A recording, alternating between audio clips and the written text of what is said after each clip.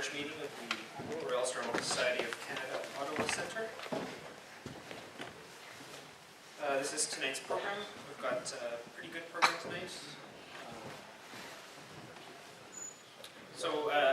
As you may recall, Kelly Jordan had to step down as our chair as her life has taken her elsewhere, so I'm going to be taking over for the rest of her term.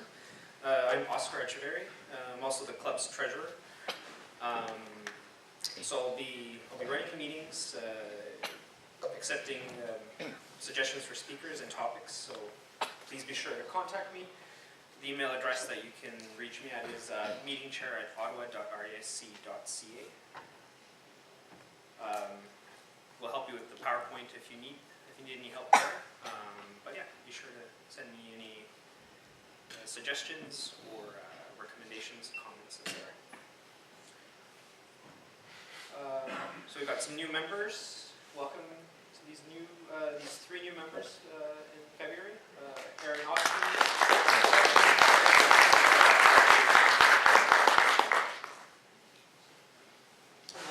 And I'm going to hand the podium to Paul Cloninger. He's as a tribute for our departed friend, Paul Commission. Thanks, Oscar. That advances the slide. Pointer back.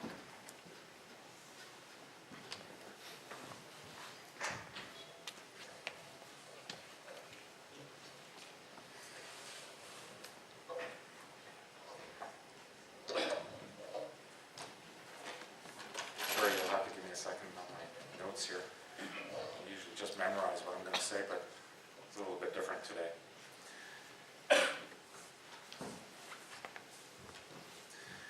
Well, I wish I was up here on a happier occasion, but I am honored tonight to pay tribute to a dear friend and a fellow traveler in space-time. As most, I'm sure, are aware, our longtime club member, Paul Commission, passed away on February the 18th, just a couple of months shy of his 90th birthday.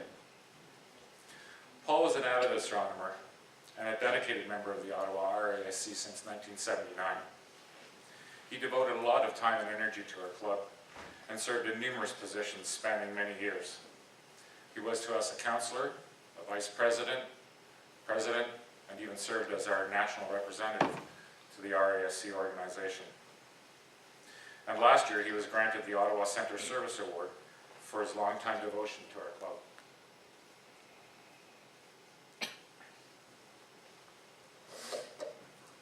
Paul was genuinely enjoyed serving in these capacities, and I think it was in his blood, because he was also a fourth-degree member of the Knights of Columbus, a high distinction within that international service organization, which he joined in 1950. But it was more than the noble desire that drove Paul. He had a truly deep passion for casting his eyes skyward and observing all that the universe had to offer. So much so that he built an observatory, his Omega Observatory, adjacent to his home in Barrhaven. He spent many, many nights at his beloved 14-inch telescope, hungry to hunt down the next object on his NGC bucket list. Paul was also an avid fan of the sun, making many detailed observations and sketches of sunspots using his solar telescope. He even continued this into his latter years, observing the sun through his living room window when it became more difficult for him to do this from the outside.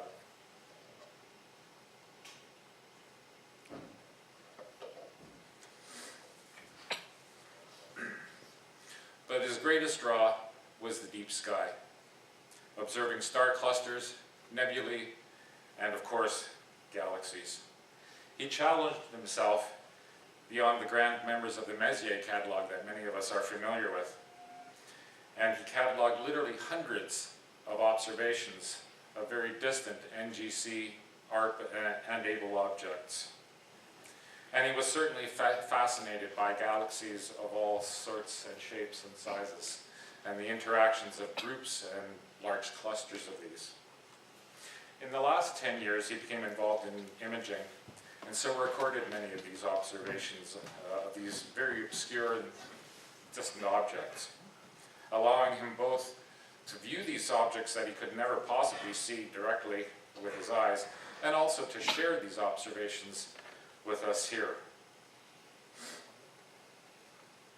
The commish, as he was fondly known to members here that knew him well, was also a frequent contributor of images. But it wasn't just the images. Paul loved to do the research, understand the objects that he had spied, and then pass this knowledge on to all of us, giving us food for thought and putting the views into perspective. And when he couldn't see or image an interesting object or phenomenon directly, he applied that inquisitive approach of his to his famous cutting edge of astronomy talks. He read extensively on current astronomical research and discoveries, and enjoyed passing on what he had learned to us in these talks. He did this for 15 years and rarely missed a month. These are just some of the works that he had, that you've just seen from his collection. As I prepared this talk, I went through a collection which he gave me of his work there, and there are like 900 images of different objects that he had viewed and imaged in the last 10 years. God, I thought I was prolific.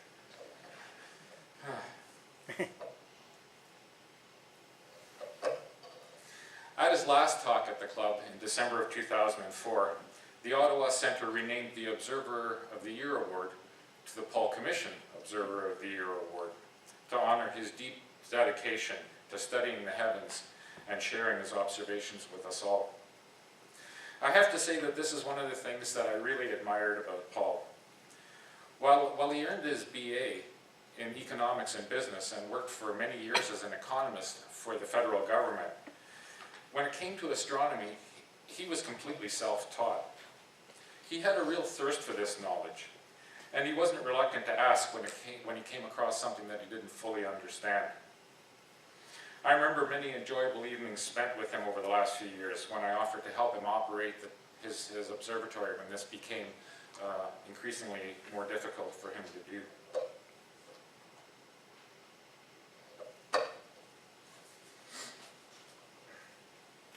We would spend many hours into the early morning hours and talking on everything from galactic evolution, dark matter, dark energy, alien life, hyperspace, and numerous other areas of current astronomical interest. And I was always amazed at how alert and animated he was at his age at 2 in the morning. Most people, even a lot of people that I've joked with in this club, saying, I don't know how you do it after midnight on a bag of toys.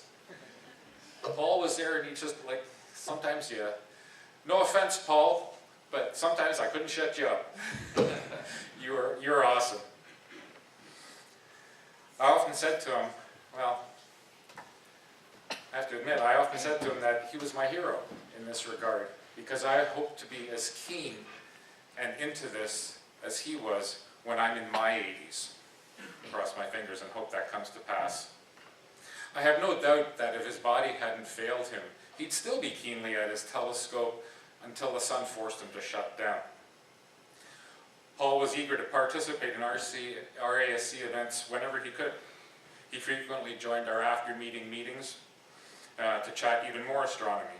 And last year he even submitted one of his favorite images as part of our astrophotography display at the Schenkman Art Gallery as part of our GA activities.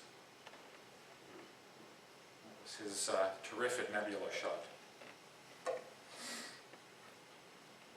I've read over the last couple of weeks quite a few wonderful tributes to Paul since his passing, and there's one in particular I'd like to share. I'm sure some of you have already read this or seen it, but in case you haven't, this was sent out by Mike Earle. Mike is a lecturer at the Royal Military College, former meeting chair of ours here, and a longtime acquaintance of Paul's. As you may have noticed in one of the previous slides, Mike was also the one that put forward the motion to have the Observer of the Year Award renamed in Paul's honor. He wrote us the following. With the passing of Paul Gregory Commission, a true giant of the Ottawa RASC, we have lost one of the greatest astronomers in Canada. He was great for not only his experience in the subject, but also for his enthusiasm and insatiable curiosity that was so infectious to all of us. He was a wonderful mentor to many of us as we learned about communicating the wonders of astronomy to large audiences and star party attendees. Paul was a rock of the Ottawa Centre, always cheerful and full of life. Paul's cutting edge of astronomy talk showed that he could appreciate the future of astronomy as well as what was already known. He always wanted to know more, which was such a wonderful motivator for the young and old alike. As I deliver my seminar a week from Tuesday, I will be dedicating the talk to Mr. Paul G. Commission with much respect. So long, my old friend. Nobody can possibly replace you. May your booming voice forever echo throughout the heavens. Thank you for sending this, Mike. I think it well reflects the feelings that many of us share about Paul, those of us that knew him well. And as a final gesture of generosity, Paul has also gifted his fully computerized 14-inch telescope to our center.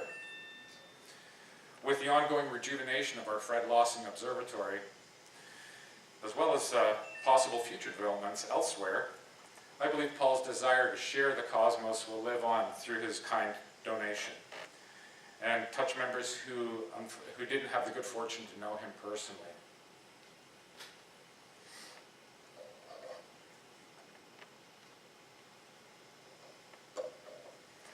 Paul's spirit is now set forth on his furthest exploration of the universe yet.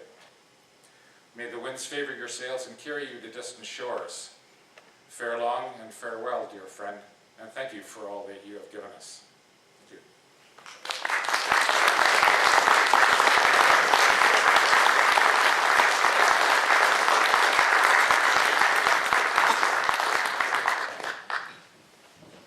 Thank you very much for that, Paul.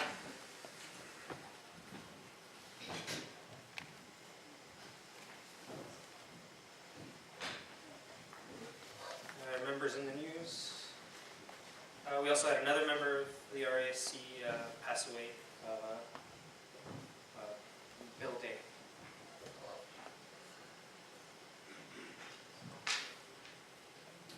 Stephen McIntyre had his letter and image featured in Sky News.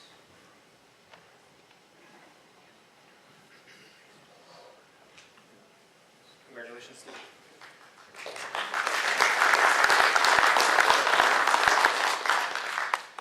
And this Saturday, March 24th, from 8:30 to 9:30 is Earth Hour. So be sure to turn your lights off, conserve electricity during that hour, and step outside and see if our light-polluted skies are any darker.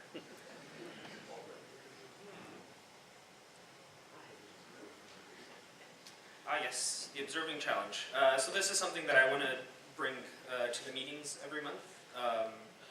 The way it's going to work is Gordon Webster and myself, specifically for this month and going forward, we're going to be picking a list of objects in varying ranges of difficulty, from beginner to advanced. And the idea will be for you guys to take note of the objects, make sacrifices to your deity of choice, asking for clear skies, go out, make observations on the objects and record them, and then submit them to the observers' reports for the meetings and to astronauts as well.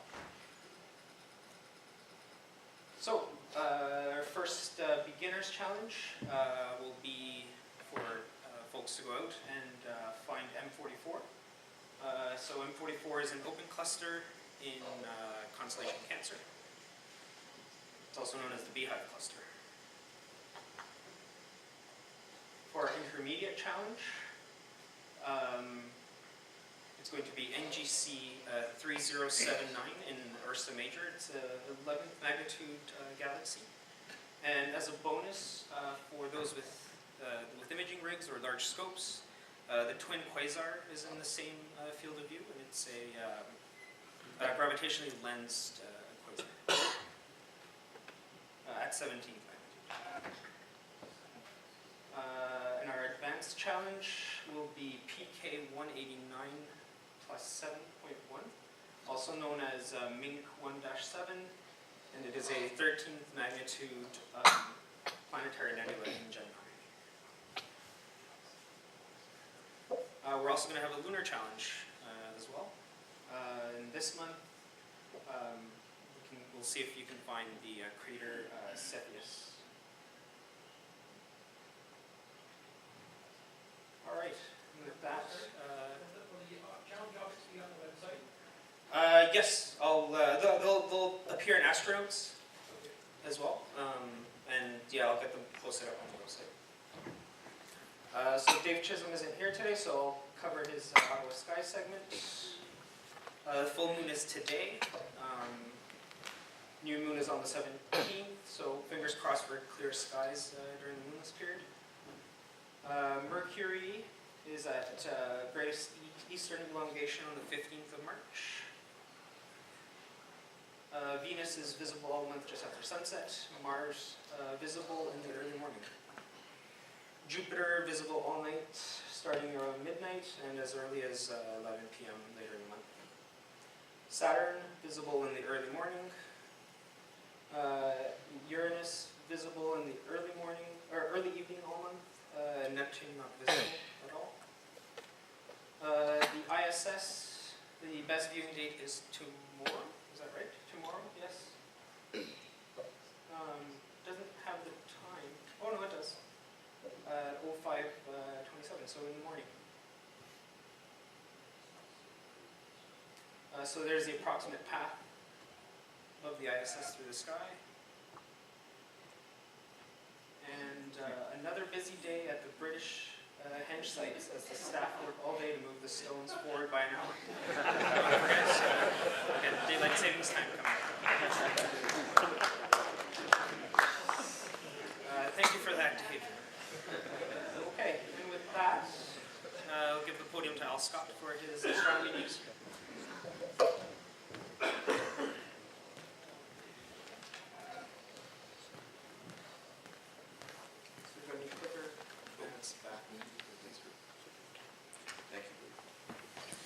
Thank you, Oscar, and thank you for taking on the chairmanship of our meetings.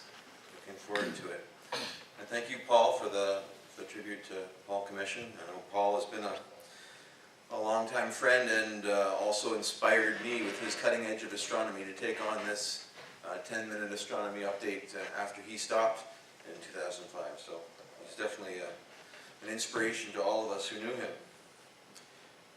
So for the news today, combing the Hubble frontier.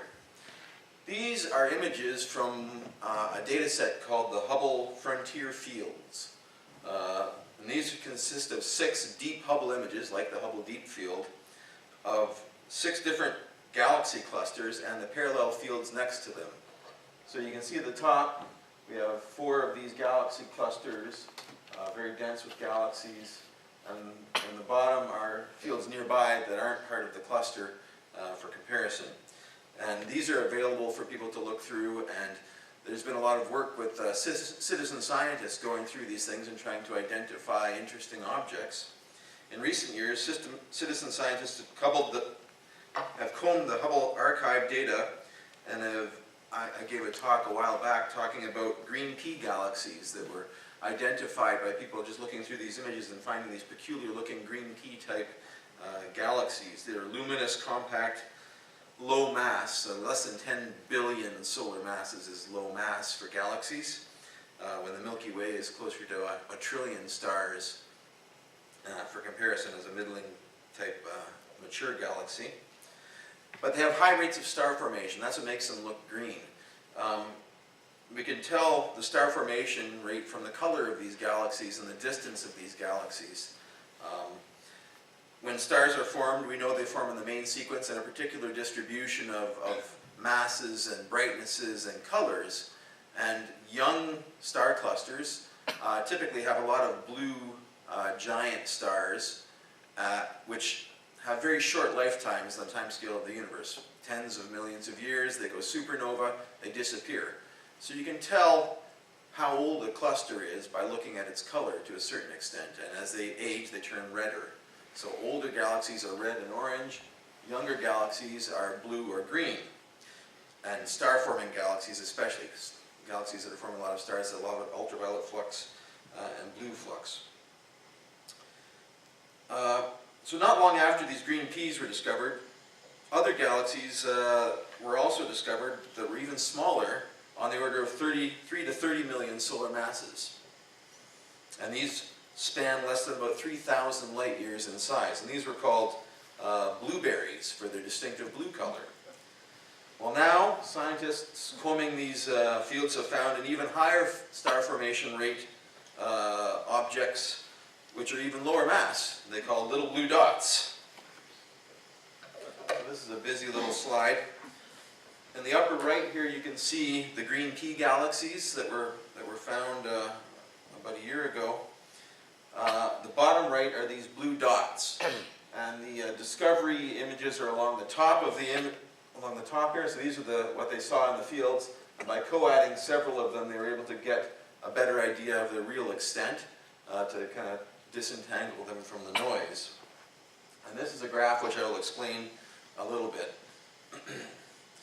So these blue dots are tiny blue objects, nearly point sources in the Hubble data. They discovered a total of 55 of these little blue dots with masses estimated between about 1 million solar masses and a few tens of millions of solar masses. But what's really interesting is the star formation rate. And so this graph here is a log-log graph. So this axis is the mass in solar masses. So a 6 means 1 million solar masses, a 7 means 10 million solar masses. On the vertical is the star formation rate in solar masses per year. So they estimate how fast these things are forming. So a 0 means 1 solar mass is being formed in these galaxies every year. Doesn't seem like a lot, right? But really, a star every year in a galaxy, which exists for millions or billions of years, can really put a lot of stars together. And these lines are specific star formation rates. And what this means is it's the star formation rate divided by the mass of the galaxy. So the 10 to the minus 9 means that it's going to take something like 1 billion years at that star formation rate to make up the mass of that galaxy in stars. This one, 100 million years, and this one, only 10 million years. So anything that falls on this line is going to make up all of its stars in 10 million years. It's an amazingly fast star formation rate. And these red, green, and blue dots are these little blue dots, basically. The color codes here are looking at the redshift, or Z parameter. This tells us how far away or how old they are. A Z value of 0 is present day. A Z value of 1 is something like 6 or 8 billion years old, and when you start getting down into the 2 to 5 regime, you're getting very close to the beginning of the universe, like a billion years after the formation of the universe, roughly speaking. So these are different age groups, these colors of objects that were found in the Hubble Deep Field. And the age is based on the redshift, which we measure by looking at characteristic emission lines in these galaxies, the Lyman alpha typically, and we know where it's supposed to fall in the spectrum, and we can see where it actually falls. It's shifted to the red, and this corresponds to the age based on the expansion of the universe. So you can see we have these different classes. These dots here are the blueberry galaxies that have been discovered previously from this study. And this is another class of little blue dots that are much larger and much slower in star formation. So they look like little blue dots, but they're not quite as blue as the really high star forming ones. So the interesting thing about this data, the intriguing thing, is that these little blue dots may be the globular clusters being formed. They're just about the right size and the right rate and the right age to become the initial globular star clusters that are collected in the halos of all the major galaxies now. Globular star clusters are about 1 million solar masses of gravitationally bound stars. Now, to get 1 million solar masses gravitationally bound, you have to build on the order of 10 million solar masses of stars and you'll lose a bunch because they won't all be gravitationally bound and they'll move off.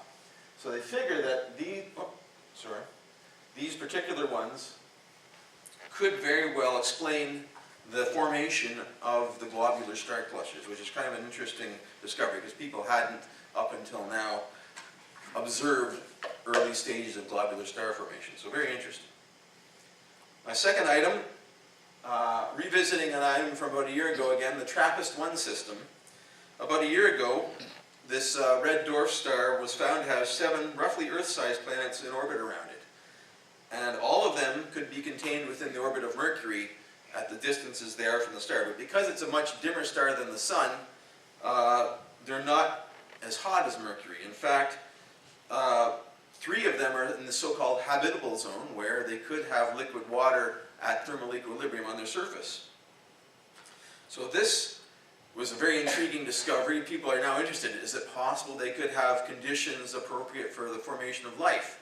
So the Hubble Space Telescope had looked and stared at these things and tried to look and get spectra of them to see what their atmospheres might look like, and see, as they passed in front of the star, what wavelengths were absorbed by the star.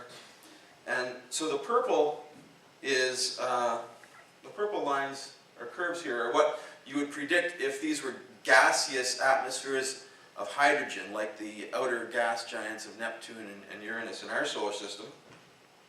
And the dots are the actual measurements that they made with the Hubble Space Telescope. And what this means is that in a lot of these cases, they've ruled out a hydrogen atmosphere for these objects, which means they're possibly like rocky planets, and they may have conditions what we would consider more conducive to life.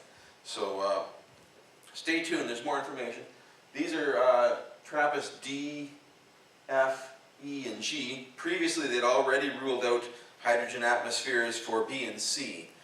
So what this means is that none of these are Neptune-like objects. The Hubble data weren't clear enough to say anything about oxygen or water, but when James Webb Space Telescope goes up, they would be able to measure oxygen and water in the atmosphere as if they were there.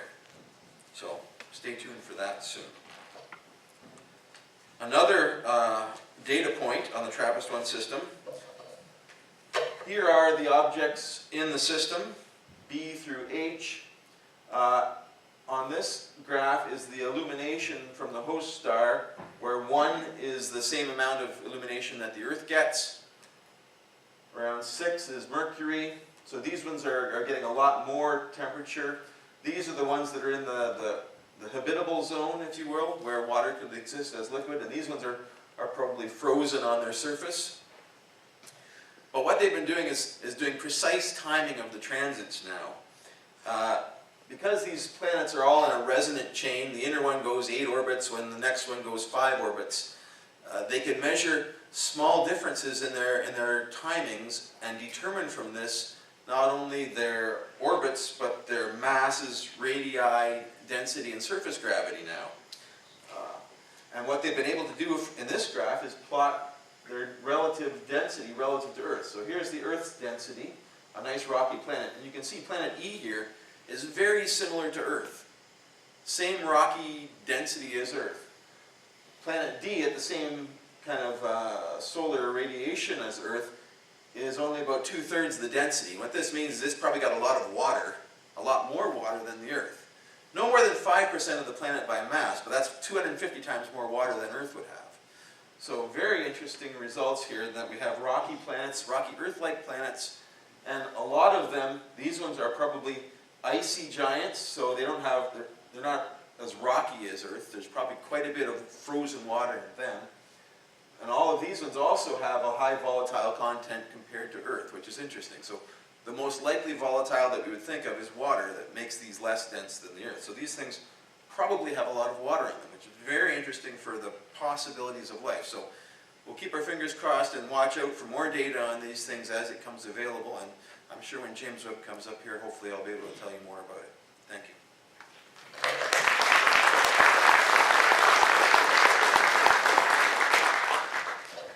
Thanks, Al. All right, so up next, we're going to have a talk from Jim Thompson from the Imager's Corner. Next slide.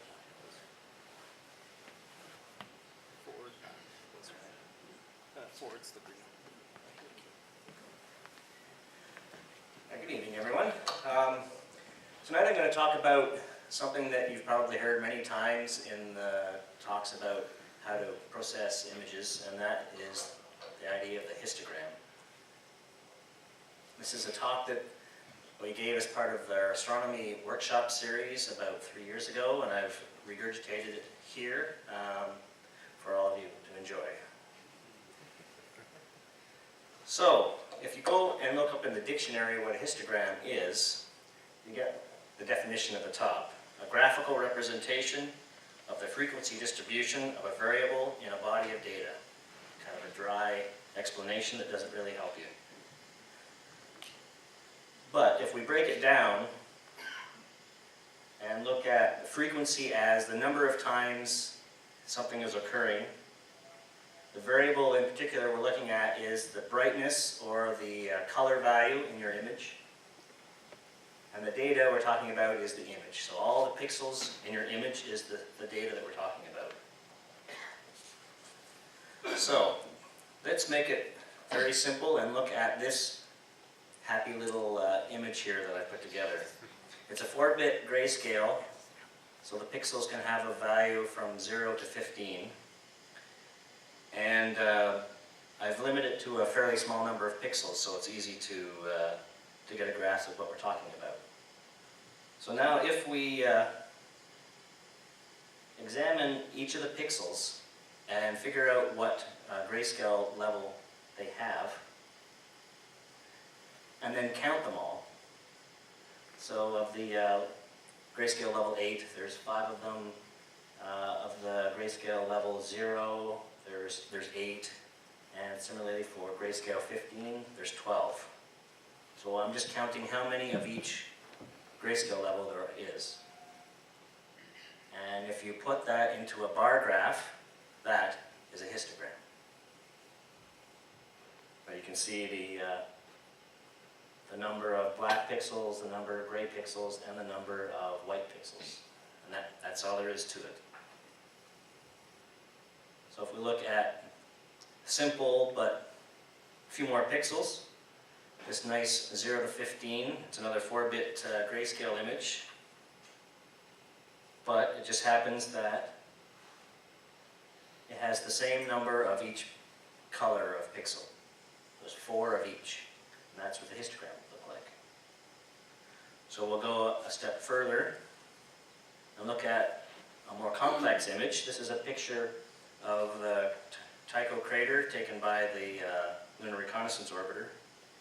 And it's a 8-bit grayscale image. So there are pixel values from 0 to 255. So this is what the histogram looks like for that image. Along the bottom, we have a bin for each of the grayscale levels from 0 to 255. So depending on what the bit depth of your image is, you'll have a different number of bins. There'll be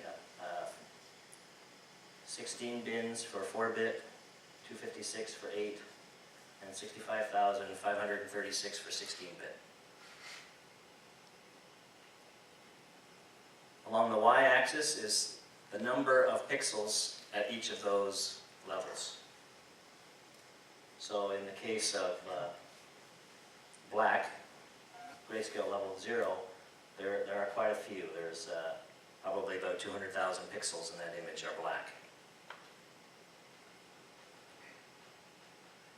Now, most often in software that you use for manipulating or for collecting images, you'll see the histogram drawn simply as a line, but it's giving you the same information.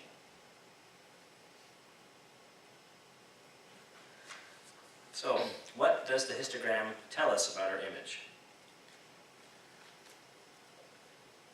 It gives you an idea of how the intensity of pixels is distributed. So how many dark pixels you have, how many light pixels you have, how many in the middle. And you can use this information to do things like figure out if you're losing information at the dark end or the light end of the image, which we call clipping. You can figure out if you are completely using up all of your possible colors from 0 to 255 if it's 8-bit, or 0 to 65,000 for 16-bit. And you can also use it to tell how well color balanced your image is when you compare the histogram for each of the color channels. Now, what the histogram does not tell you is where those pixels are distributed in the image. So for example, these two images on the bottom have exactly the same histogram.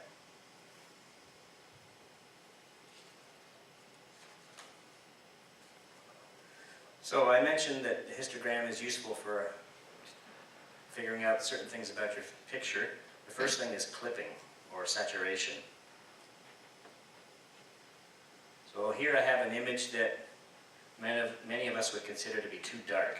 And that shows up quite clearly by data being shoved way over to the left-hand side. And you actually see there's a little roll-up right here where the data increases suddenly towards 0. That's a clear indication that we are clipping off data from the image on the dark end. Similarly, if you look at an image that's too bright, you get the same roll-up on the light end, showing that we are losing information from the image because it's too bright, it's saturated. Now, just like the story about Goldilocks, there is an image that's just right. And there you can see there's no roll-up at the ends. The data rolls gently down towards 0 or to some low value at each end. So that is a well adjusted histogram for that image. Now, a similar thing with the dynamic range of your image. If you're collecting the data in as effective a manner as you can, if you look at an image that's kind of flat, the data looks kind of scrunched. I don't know if you know what I mean. So that the peak in the middle is very pointy, and there's a gap over here on the dark end where there's no data. So all of these bits in our image data are empty. We're not making use of them. So this isn't an efficient use of our bit depth. Similarly, for an image that's too bright, the peak now you see is all stretched out, and there is clipping at either end. There's a little bit of a roll up here. You can't see here a roll up, but the histogram has a fairly high value by the time it gets to white. So that tells me that we're losing information off either end of the image. We're not really properly filling the bit depth of the image. And then the just right image have nice rounded peaks, and the data rolls down nicely towards 0 as we get to either end. Even this isn't quite perfect. There's a bit gap here, but it's much better than this one. So knowing this is very useful when you're collecting your data. I know when I'm collecting like the moon, particularly because it's such a large dynamic range object, having the histogram, the live histogram up on the screen in your software, you can very easily adjust settings to make sure that you're not losing any data, but you're also capturing as resolute a data set as you can. So a few notes on color images. It's exactly the same as for the grayscale images, except there is a histogram for each color channel. So if it's a red, green, blue image, a cyan, magenta, yellow, black image, or a hue, saturation, and luminance image, there will be a histogram for each channel. You can manipulate each of those channels independently of each other, which allows you to have a lot of control over the color balance of your image. And you can do false coloring, you can do all kinds of interesting tricks to pull out detail in your image. And that's something that I believe Paul is going to touch on in a later session of the Images Corner. The overall brightness of the image, called the luminance, in a color image, it's a weighted average of the color channels. It varies depending on the camera and the image type and everything, but it's basically a weighted average of the color channels. In the case of the HSL,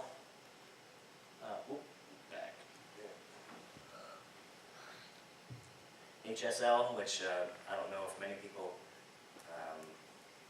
edit their images in that color channel system, but the luminance is directly accessible in its own channel, which can be helpful during the editing process. So there are lots of tools available in software today to allow you to play with your histogram and make adjustments. They come with many different names. Brightness and contrast are probably the two most common adjustments you can make. But there's also something called gamma. There's tone balancing, tone mapping, and curves. They're all kind of similar. There's dark point, white point adjustments, and midpoint adjustments. They all kind of have different names, but they essentially do very similar things to the histogram. I'm going to go through a couple of the more common tools that are used. So first, brightness and contrast. So here's a range of images across the top. And I've adjusted the brightness just using a simple photo editing software. And you can see how the histogram changes as you go from dark brightness adjustment up to light adjustment. And it's essentially stretching the whole histogram. Pins the left-hand side, and as you increase brightness, it stretches the whole histogram to the right.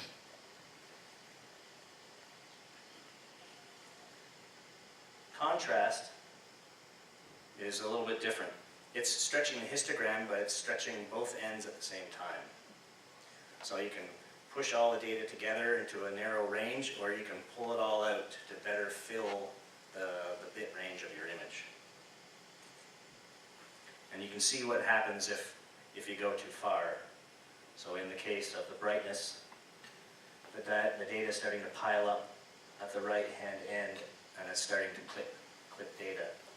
And similarly with the contrast, I've pulled it too far here, and I'm starting to lose data, just starting to lose data off of the dark end, which is why we have black parts in the image.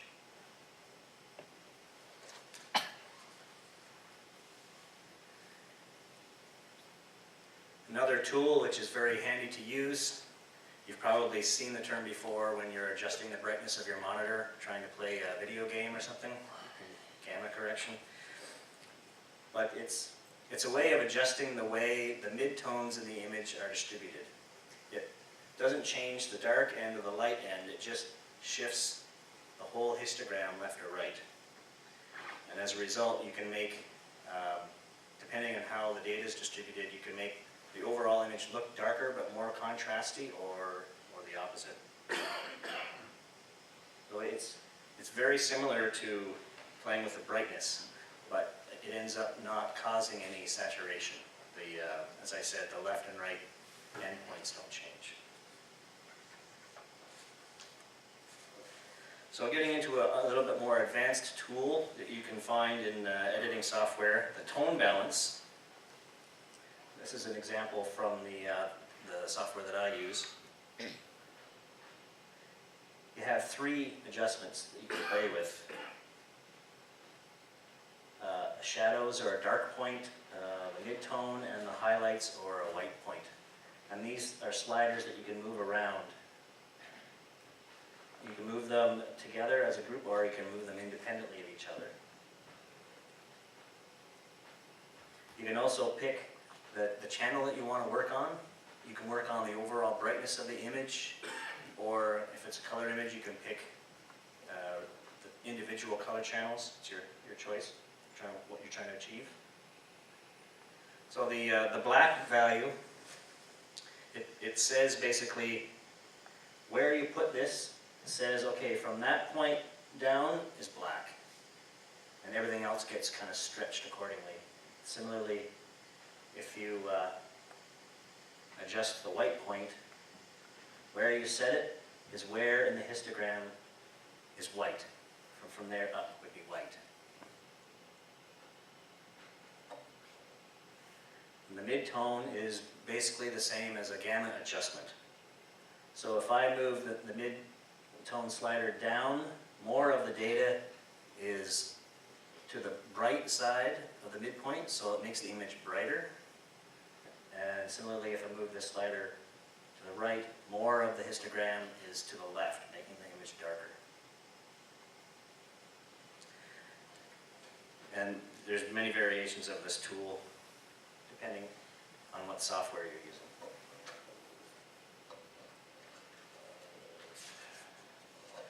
Now the fancy tool, well, maybe there's fancier ones, but for me the fancy tool is curves. It gives you the ultimate control over what your histogram looks like, and it's basically a map.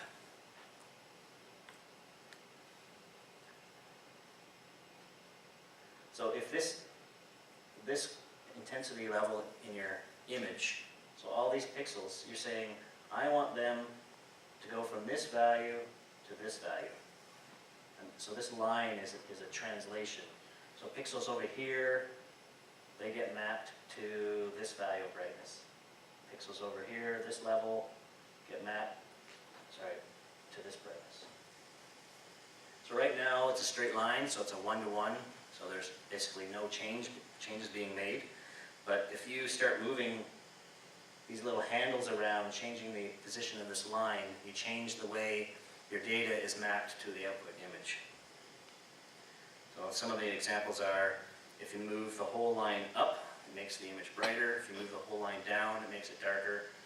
If you make it more vertical, you're increasing the contrast.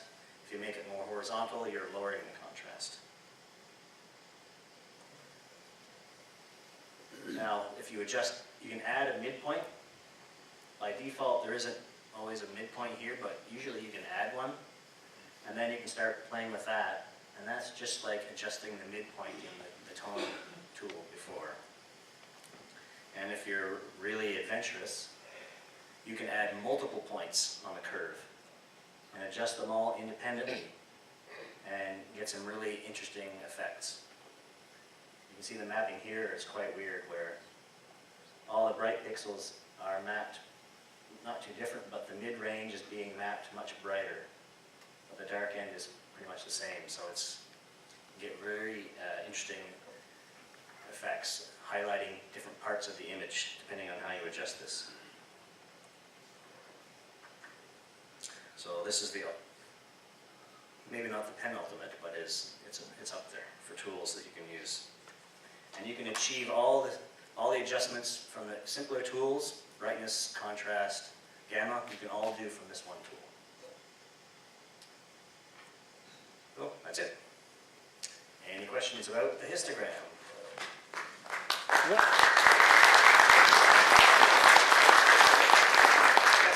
What software do you use? I am an antique, and I use something called Picture Publisher. It's very, very simple, but it has all the main tools that you need to use. Any other questions? I know we don't have a lot of time for this, but yeah, go ahead, Jim. How do you manipulate contrast again? How are you using the midpoint? Are you adjusting the midpoint? Or Using the curves tool, for example, the previous the one? previous tool. The levels.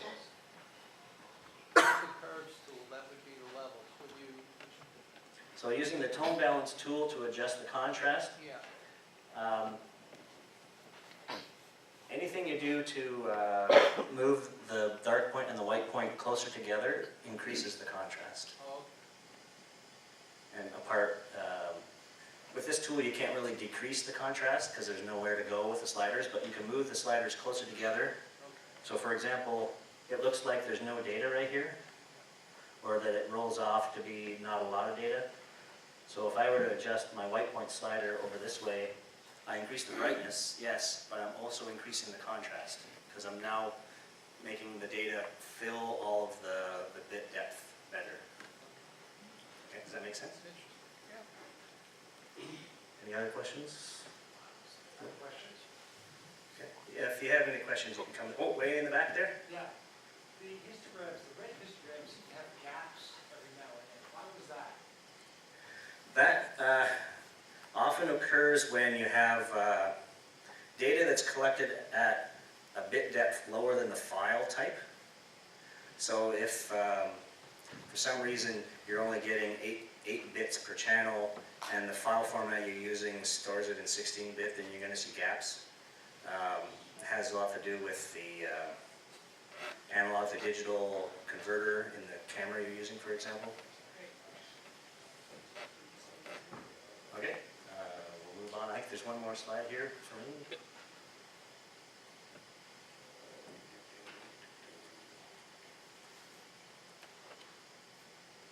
April 21st, write it in your calendar. International Astronomy Day. How many people were here at the museum for the solar eclipse this summer? Raise your hand. Okay, did you guys have a good time? It's a lot of fun? Well, this is even better. It's an opportunity for us avid astronomers to share our passion with the general public and hopefully encourage them to also pursue the hobby of amateur astronomy, or at the very least maybe an interest in science in general. And it was all started by a group in the US called the Astronomical League. That's why it's in April when the weather's nice in California and not so nice in Ottawa, unfortunately. But every year, both the RASC and other observing groups in the Ottawa area put on a big public sidewalk astronomy event. It's a lot of fun, and I encourage anybody who is interested in participating, whether it's bringing a telescope out and sharing a view of the sky with the public, or just coming out to meet people and talk about astronomy, that you get in touch with some of the organizers. So the event that's held at Silver City in the Gloucester area is organized by me. You can contact me if you're interested in going to that. And I don't know if the RASC who will be coordinating with the museum this year. Chris Terry. Is it going to be Chris again? Were you just volunteered, Chris? So, and again, it's an observing event here, coordinated with the museum, and it's a lot of fun. Even if you talk to 1 or 2 people, or help a child have a look at the moon through your telescope, it's totally worth it. So I encourage you to make the time to come out to participate. And that's it. Thank you.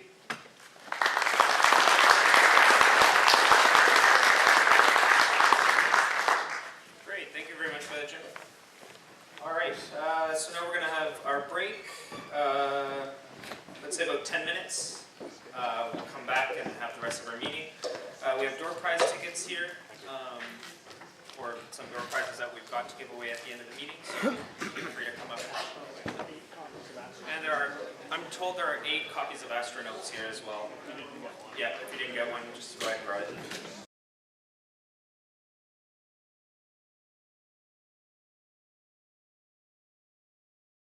Okay, and we're back. So yeah, we're going to have Jesse Rogerson give us a talk on the nitty-gritty of astronomy, as he called it.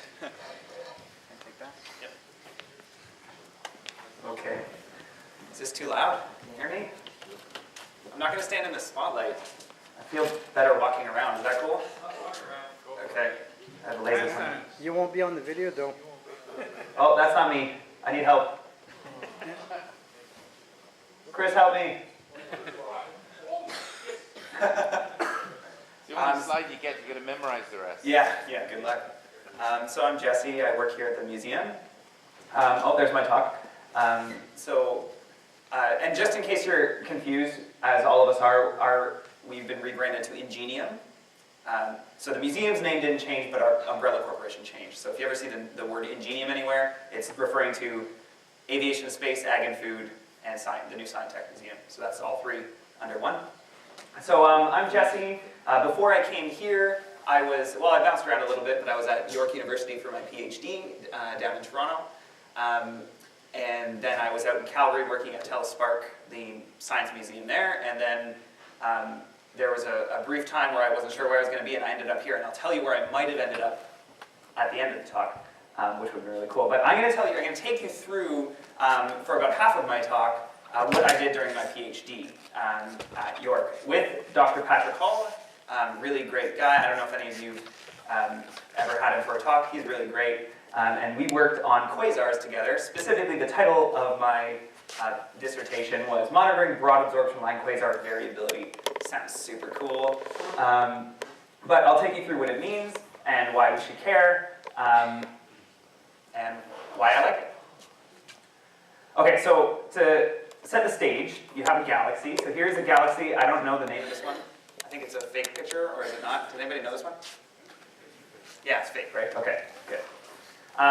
So this is just I think it's what the Milky Way is supposed to look like, but I just picked it because I needed a stand-in galaxy, and it can be literally any galaxy that you are thinking of for the most part, whether it be elliptical, whether it be something like this, more like a disk galaxy, or what have you, or regular. The major galaxies are like roughly this big. So 100,000 light years, 35,000 parsecs, roughly speaking. 100,000 years for light to travel from one side to the other.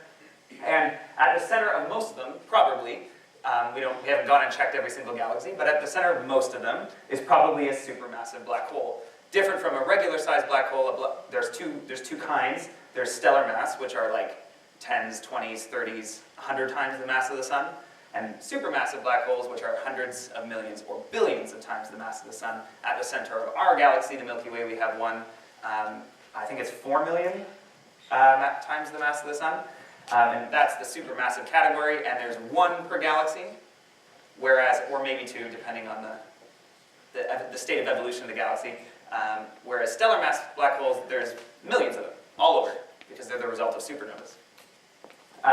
But one per galaxy, and I'm interested in those, and they can come in two flavors.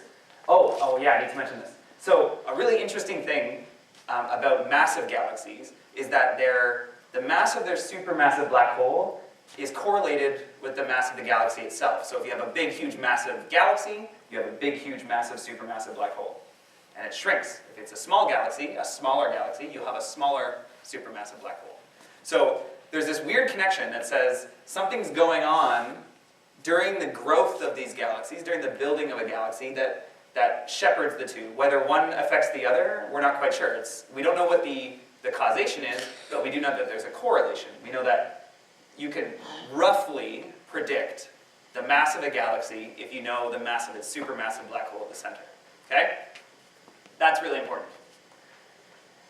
The two kinds of supermassive black holes you're going to find are these two, either active or quiescent. Active black holes or non-active black holes. Actively eating or not actively eating. Ours, at the center, Sagittarius A star, is considered not active.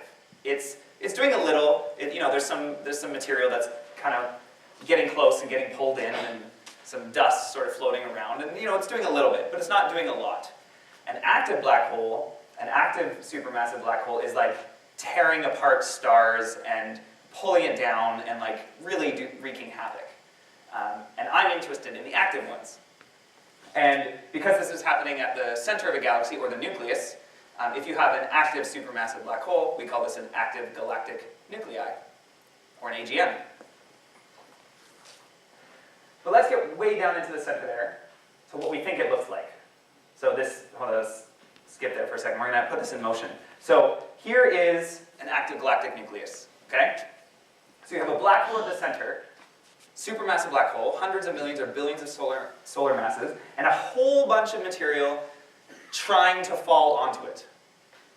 The black hole has torn apart gas clouds or stars or whatever. Whatever has happened, a whole bunch of material has been pushed towards the center, and it's trying to fall on, but not all of it can fall on at once, because there's stuff in the way. It piles up, and it creates a disk, what we call an accretion disk, and that disk gets very, very bright because of all that piling up. Oh, I want to go back to that. See if it'll let me. So stuff's piling up as it falls on. It squishes down into a disk because of conservation of angular momentum, and it gets really, really bright because of friction, because of the gas rubbing up against other gas trying to fall on. And if you're really far away from the black hole, the gas isn't moving that quickly, so the friction's not that high. And if you're really close to the center, the gas is moving really quickly and trying to really fall on and get really bright. And this is all happening, this is the crazy thing, this is happening on the scale of a parsec, less, or roughly on the order of the size of, it's not the size of the solar system, but like the order of the size of the solar system, roughly. Really, really tiny, but this whole disk of stuff, accretion disk, in a quasar, which is the brightest end of AGN, can be brighter than the entire galaxy itself. It can be 10 or 100 times brighter. That little tiny section of the galaxy can put out more energy than the whole galaxy of hundreds of billions of stars. Crazy. The difference between a normal galaxy with a black hole that doesn't have actively eating, or one that is actively eating, is this. The type of light that it's putting out. So you have the whole electromagnetic spectrum here along the bottom. Whoops. Along the bottom from X-ray out to radio, from high energy to low energy. And an active galaxy with an active galactic nucleus is going to be bright everywhere. It's just shooting out tons of energy all over the place. If there's no active nucleus, then you have this curve underneath, the purple curve there, the normal galaxy. Gives you just a sense of, they just look different. They are acting differently, even though that's coming from very tiny parts of the galaxy. For my work, I was only worried about UV, the UV light of the galaxy, of the supermassive black hole, the UV light of the stuff around the supermassive black hole. And if we zoom in on that, this is an actual spectrum in the UV light. So this is 1,000 to, well, it goes out to into the optical, but optical is like between 4,000 and 6,000-ish, so that's optical light. And so this is UV light, and I was interested in an even smaller section of this. I was interested in just this section of the spectra of quasars. And so of particular note is the Lyman alpha feature and a carbon 4 feature. I'm going to break this down a little bit more, but just pointing that stuff out. So here is that same spectrum, but I flattened it out. So I sort of took out the features, I divided out some features and flattened it out. Same idea though.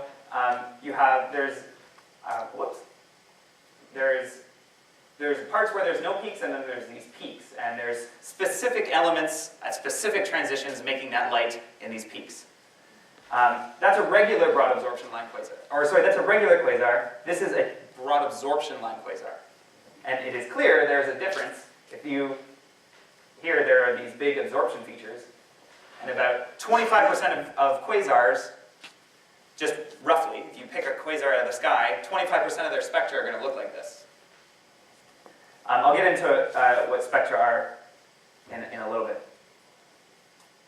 So this is created, basically there's a really interesting, just on broad absorption lines themselves, where if you take the light of a quasar and you break it out into a rainbow, and you look at its UV spectrum, 25% of them are going to have these big absorption features.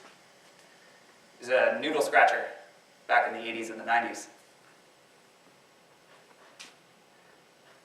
Okay, I'm going to back up a little bit. No, it won't let me. Okay.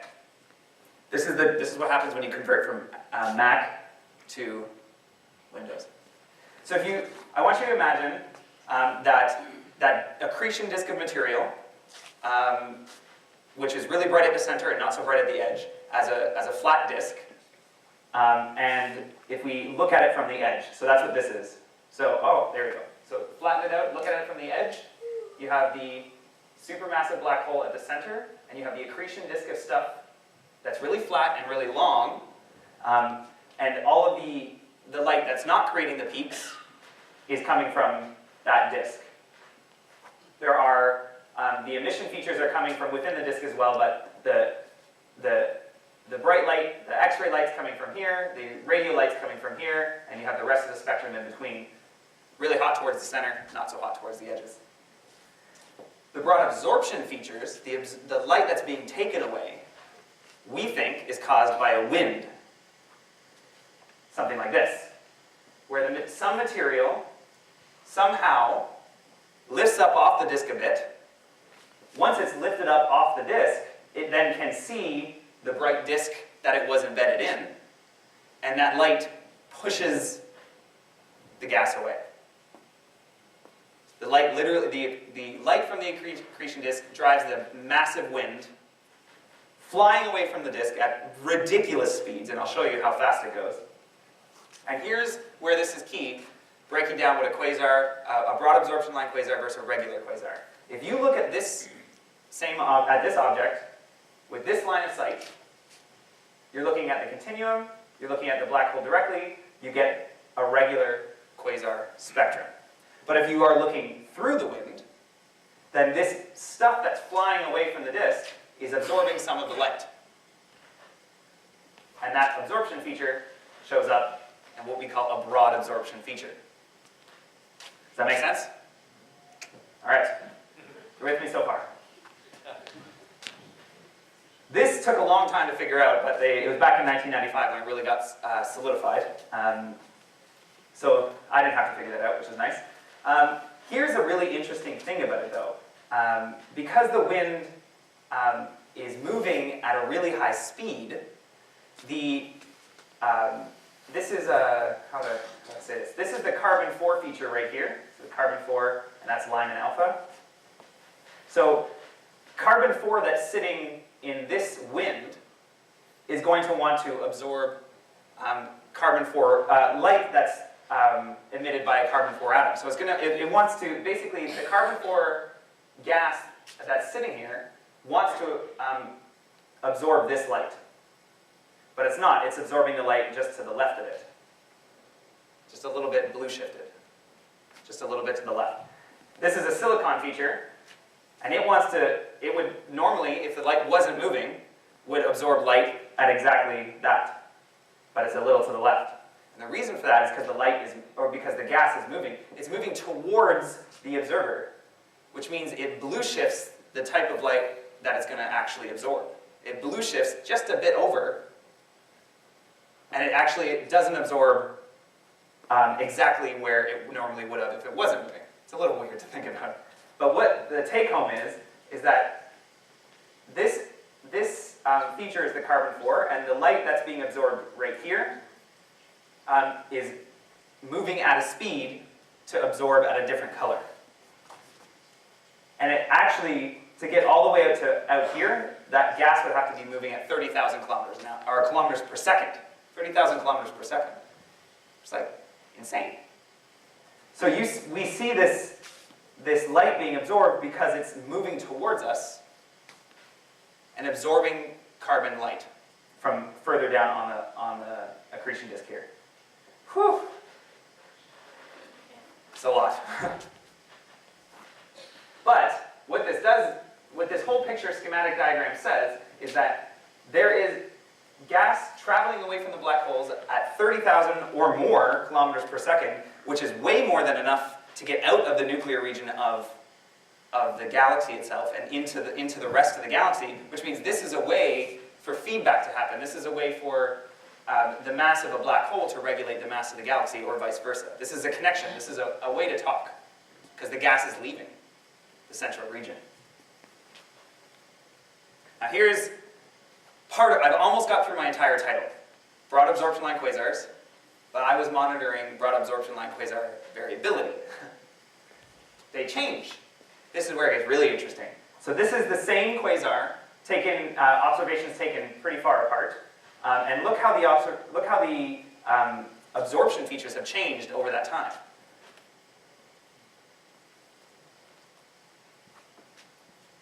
So what does that mean if the absorption feature is changing every time you go look at it? It can be one of two things. It can mean that the gas that's coming at you is also moving tangential to the line of sight. So we're looking at the accretion disk, and there's gas moving across our line of sight while it's moving towards us. Or the gas could be just moving directly towards us, but the absorption features of the gas are changing. So maybe it's getting too hot, and so it can no longer absorb the light that it was absorbing before, so it stops absorbing it. what we call the ionization feature of the light, of the gas. So basically getting thicker or thinner to absorb the carbon light. But in general, what it's saying is that if a variability is observed, if a quasar's absorption feature is seen to change, it's telling you something about the wind itself. It's telling you something about the physics of the wind, how it's moving, where it's moving, and how its absorption properties are changing. So that's valuable information. And I wanted to monitor that. So there you go. That's my whole thing. So, to give you a sense of what I actually did, this is what we think a quasar looks like. This is a very much an artist's interpretation, because quasars are so far away that they are point sources. This is what it actually looks like. It's the same. A quasar is a word that came out of a short form, a QSO, a quasi-stellar radio object, because back in like the 60s when they were discovered, they were first discovered as radio sources, so bright radio sources, and then later on they attached an optical component to it, so they looked at the same part of the sky that the radio light was coming from, and they looked at it in optical, and they found these bright point-like sources in the optical light, and they looked like stars, because they're point sources, but their spectra look completely different than a star. So they called them quasi-stellar radio sources, or quasars. But they look like point sources, so there's one. That looks like a spiral galaxy of some kind. This is from CFHT, Canada-France-Hawaii Telescope. So what I did is I took that kind of image and I put a spectrograph on it, and I spread out the light. So this is the light.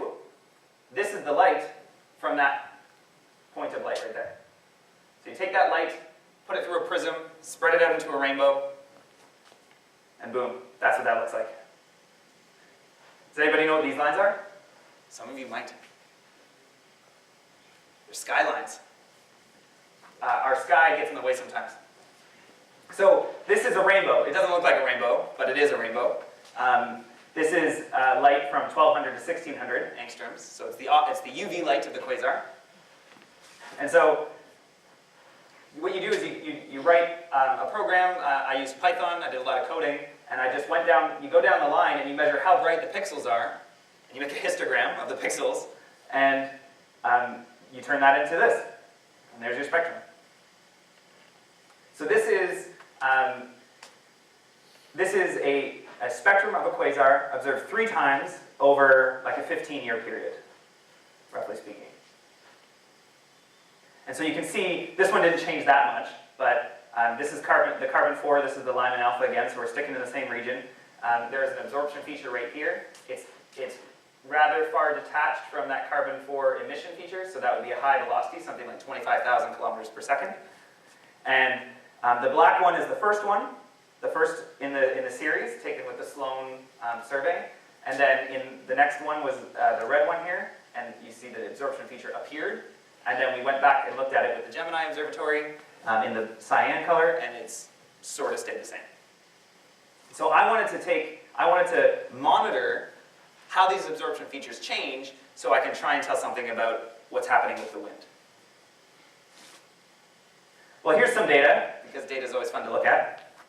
It turns out, and this ends up making a lot of sense, but here's a time frame on the bottom. This is time between successive observations, whether it's 1 year, 2 years, 10 years, 15 years. When was your last observation and when's your current one? How long between? And then the above or below 0, right here, this is 0. If it didn't change between those 2 observations, you get a 0. And the positive or negative is just a measure of whether it got deeper, like more absorption or less absorption. And so you can see the longer you wait between your observations, the bigger a change you'll get. If your observations are 2 days apart, those absorption features are going to stay the same. If they're years apart, those absorption features are probably different. Simple check to do. This was a really, really fun one, and it looks a little weird, but let me walk you through it. So this is the wavelength on the bottom, and this is that silicon-4. There's almost no carbon-4. There's almost no, usually they're big peaks. There's like nothing. But remember, the further you go this way, the higher the velocity of the outflow, of the wind that's flying away. And here's the Lyman alpha, and this is the absorption feature we saw. So it was a full, and if you look at the scale on the top here, this absorption feature was almost 60,000 kilometers per second moving towards us away from the accretion disk, which is the highest velocity one we'd ever seen. It's insane for wind to be moving that quickly. To put it in perspective, so 60,000 kilometers per second, the speed of light is what? 300,000 kilometers per second. Like, this is a significant fraction of the speed of light, a whole bunch of wind flying away from the center of a galaxy. It's crazy. That's why these things are fun. Now here's some cool stuff. So this is my favorite one. We got 5 epics, 5 hits on this one. Instead of just 3, we had 5. We got to go back and get some more. So this is day 1, and then there's another one 100 days later from the previous one, and not much is going on. But 750 days after this one, these 2 massive absorption features showed up. Both carbon-4 absorption. One at like 10,000 kilometers per second, and the one further out here at like 25, 30,000 kilometers per second. But you go 66 days later, and then they've almost completely disappeared. At least within our uncertainties, they're pretty much disappeared. And then 300 days after that, they're gone pretty much completely. So you're able to watch a full cycle. This was a regular quasar. A quasar that was normally, if you just picked it out of the sky, was one of that 75%. A regular quasar. Just a quasar. But then, with the continued monitoring, it changed into a broad absorption line quasar. Continue monitoring again, it changed back. Why? It's either the gas that was moving towards you was also moving sideways, and so moved off, and therefore was no longer absorbing the light from the accretion disk, or the gas is still moving towards you, but its absorption properties changed, and say its density changed, so it expanded, and sort of the light was able to get through it without being absorbed. Yeah? Do you think the quasar may be pulsating or rotating? Do you have any evidence that... Pulsating, no. Rotating and causing that, or pulsating? That's a great question. We know that it's not pulsating because the light that's in between the emission features, what I call the continuum light, isn't changing. So that tells you that the accretion disk is outputting the same amount of light. That's a really good question. So when the amount of light is staying the same.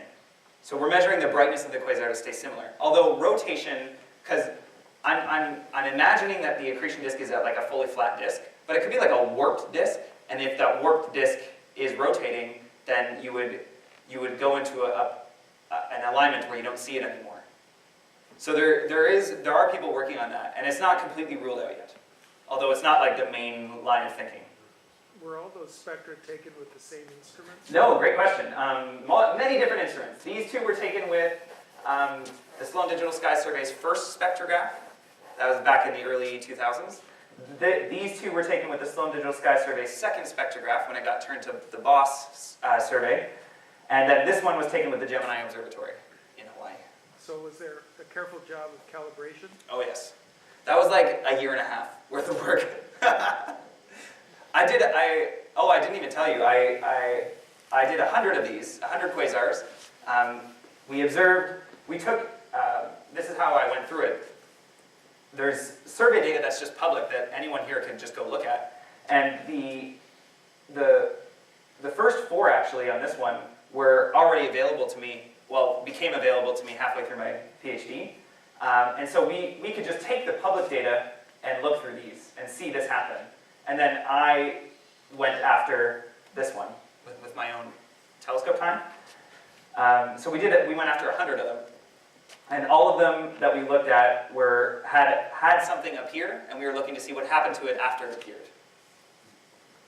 Could the gas be turbulent as it's coming off?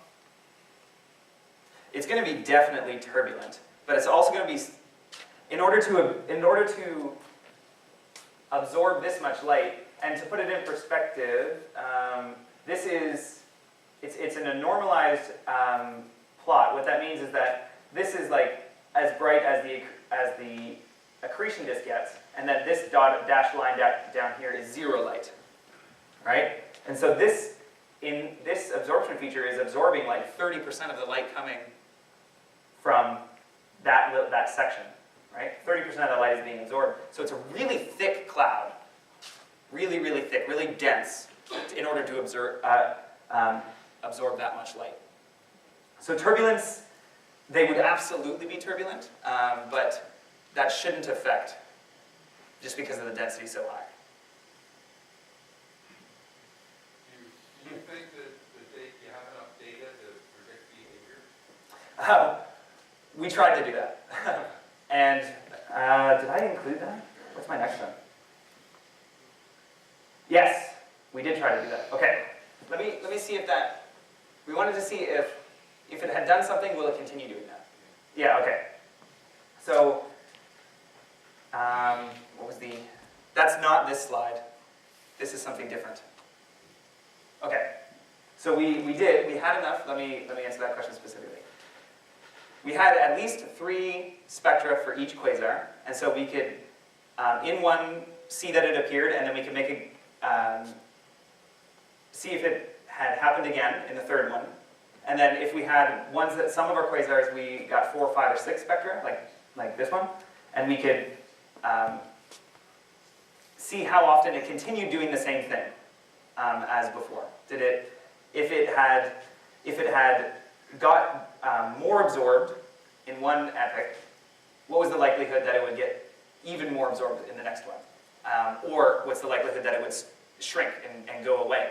And we attempted to, and our data said that we had no way to predict.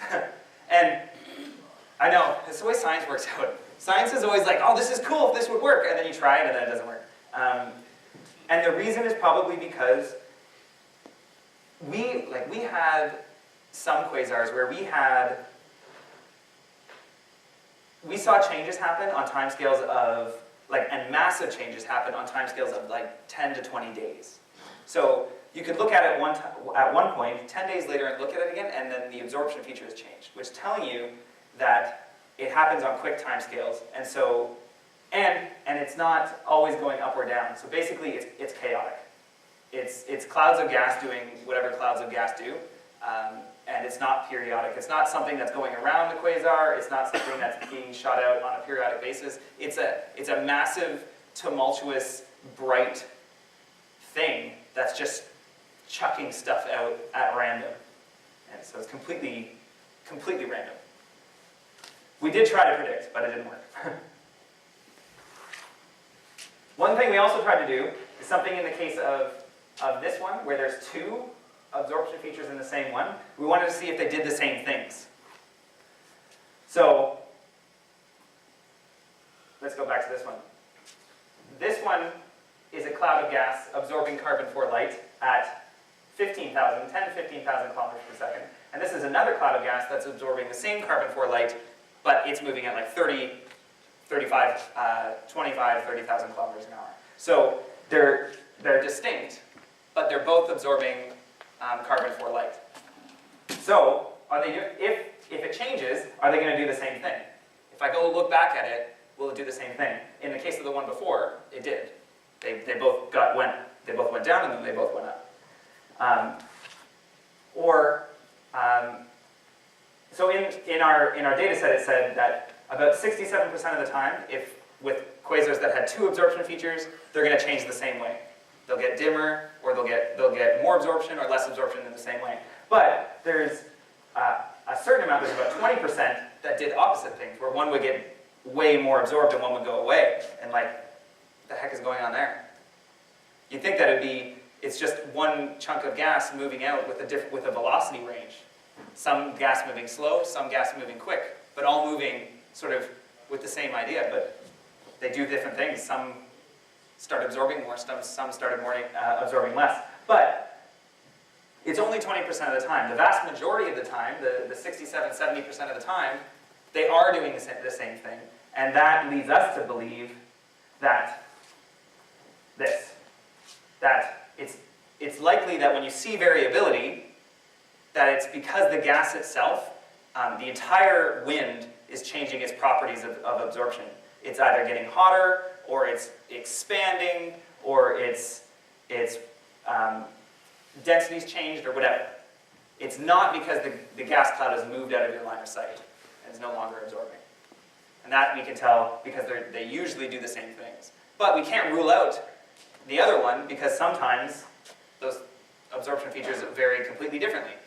So this is really hard to do. Okay, you want to look at cool pictures now? That was like a really rough rundown of what I did with my PhD, basically looking at how absorption features change.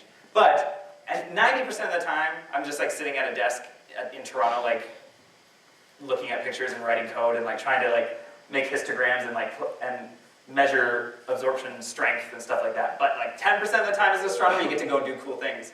And so these are the places I got to visit while I was doing astronomy actively.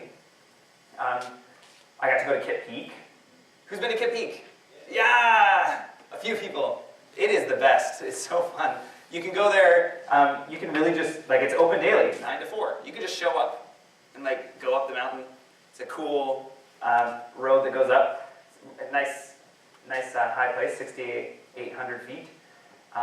They kick you out at 4 because the observing starts, but you can go up and hang out. They do nighttime things as well, so you can sign up in advance and like be part of some nighttime stuff and like actually watch or do some observations. But they kick you out at like an hour or 2 after sunset. But that does happen. So the first time I went, I didn't get to go all the way to the top of the mountain. I was at the MDM Observatory, which is about a couple of miles down the mountain. But this was my view. So that was the observatory I was working at, and that's the top of the mountain up there with the big Mail 4-meter telescope. It's a great view. You're in the middle of the desert, just outside of Tucson, Arizona. This was the telescope I was using. I think it was a 1.8 meter. There's me standing under it, so it's pretty big. Woo! That's the telescope, primary mirror right there, and that's the instrument. Well, that's the instrument, and that's filter wheels and spectrographs and stuff. That was a while ago. I had to fill it up with liquid nitrogen every time you go to use it. It's cooled with liquid nitrogen. I have just a crazy story about this. This is like I like telling stories about going to observatories because it's just nuts.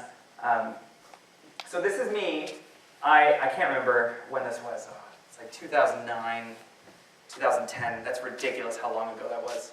Feels like it was yesterday. But I was really green. Really green. I was an astronomer that came from a school. I came from McMaster University that did my undergrad there. There was no observing program at McMaster. My astronomy was textbook astronomy.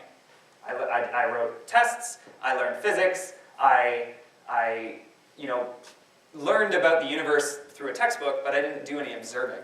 And when I started grad school, I started under Patrick Hall, who is like just a prolific observer, and all he does is observe. I didn't know what I was doing. So this was my first observatory that I went to, other than playing around at the one at York, which is a great observatory, but not quite research grade.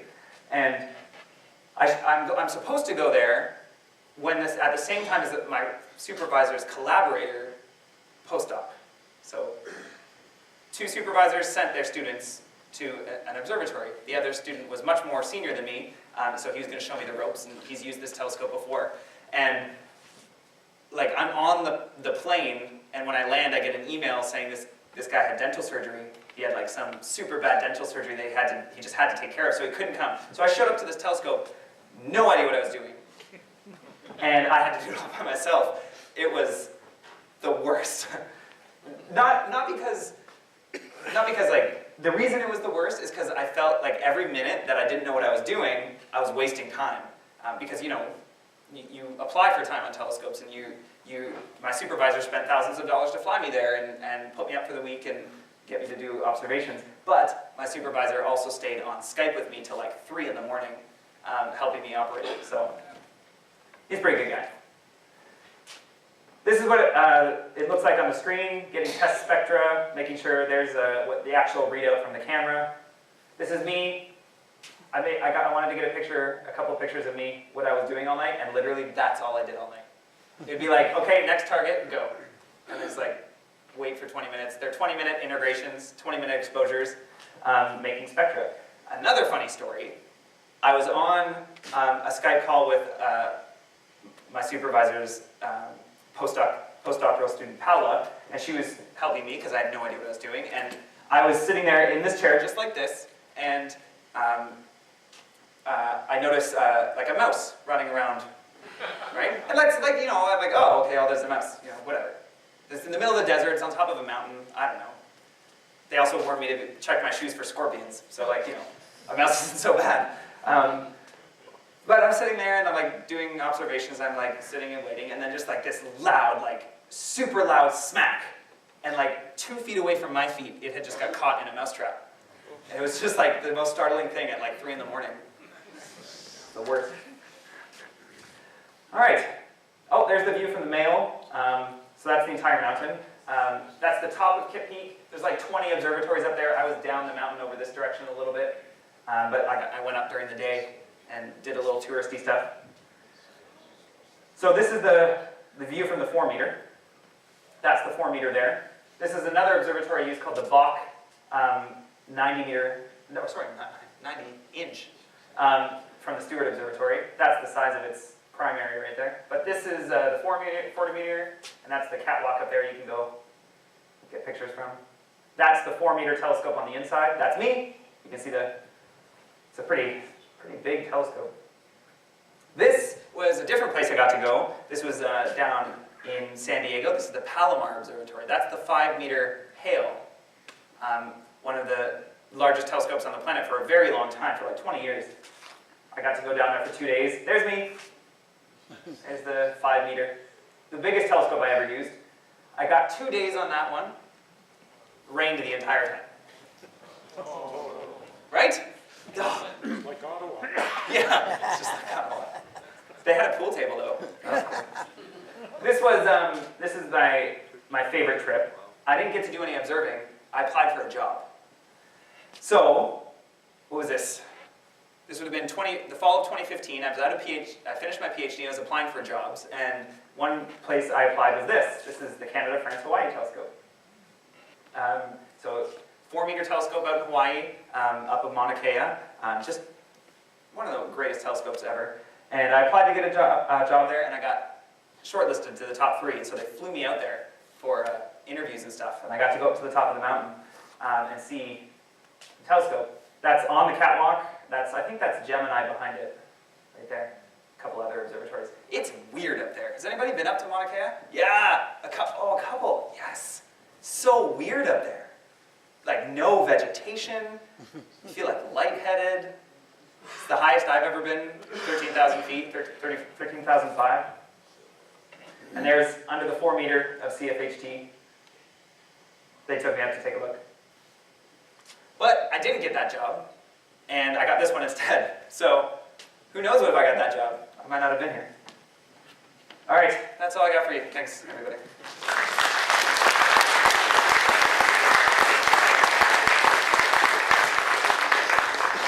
Any more quick questions about broad absorption line variability? Maybe one?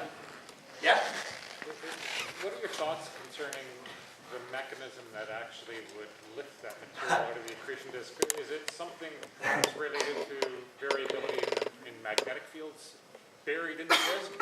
Great. The question is, why is gas lifting off the disk in the first place to get blown away by the light? We have absolutely no idea. And magnetic fields are sort of like that. They are invoked. If you have an ionized gas rotating really quickly, it's likely that you'll have induced magnetic fields. Right. We have no idea if that's true, but it seems like it makes sense. And so the answer is nobody's looking at it yet because nobody knows how to talk about it. But you'll see at the beginning of papers, maybe magnetic fields are what's doing this, and then they stop talking about it. So probably that. Yeah? How has the field progressed since your thesis? How's the field progressed since my thesis? They have more epochs now. So the Sloan group has been releasing data for 15, 20 years. I used data release 7, data release 9, and data release 10. but they're on 12 and 13 now. And so there's more epochs that I haven't even looked at because I stopped researching. So I probably could add to that one that had like 5. There's probably another one that I could see what's happened since. And that could change what's happened. That could change my calculations. So more data. I guess it's probably good to leave it there. Thanks, Yeah, let's everybody. leave it there. If there's any other questions.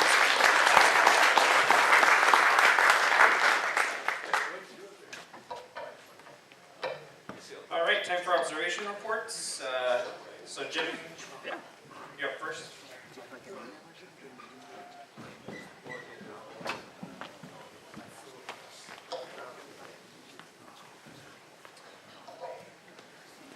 Okay, just a quick one. How many people were able to see the super blue blood moon? Anyone? So it wasn't cloudy where you were? No? I didn't even try. I didn't bother to get up early to try to see it because I can't see the west from my place. So I did actually get a good look at the super blue moon earlier in the evening. This was around midnight when it was well placed overhead. This is a mosaic of, I believe, 12 frames. Each frame is the best 10% of 3,000 frames stacked in Registacks. Now, showing the whole disk here on the screen doesn't really do justice to the resolution of the image, so I've zoomed in on a couple of different areas of interest. A lot of people might not think that the full moon is an interesting time to observe the moon, but I think that it is. There's a lot of things that you can't see at a part phase that you can see in a full moon. One example is the variation in the colors and the brightness levels, called the albedo of the moon. And it gives you an idea sort of the history of what's been going on, because things that are brighter tend to be younger. They, over time, because of the charged particles from the sun, they get darkened. So if we look at this crater, whoop, what just happened?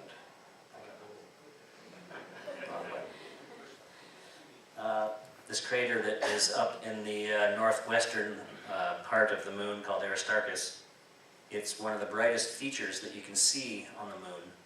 It really stands out during the full moon. And I especially like it and this whole area because if you look carefully, there's a diamond-shaped plateau.